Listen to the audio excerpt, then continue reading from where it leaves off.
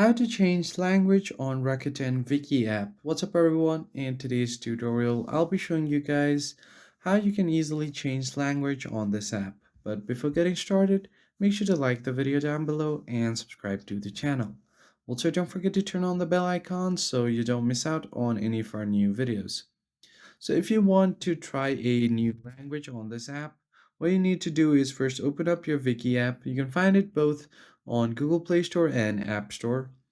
And once you open up the application, you will find the different tabs on the bottom like Home, Search, and then Me. Head over to the Me tab, and on the top right, you will see the gear icon to open up your settings. Now, once you open up your settings, right on top, you'll find preferred languages.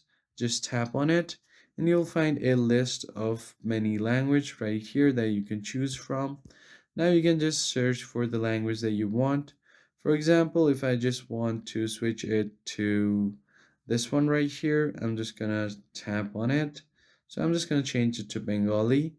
And once you have done that, the language will be changed. You just have to refresh your app once and it will be changed. And if you want to bring it back to English, go ahead and scroll down until you find English and tap on it in.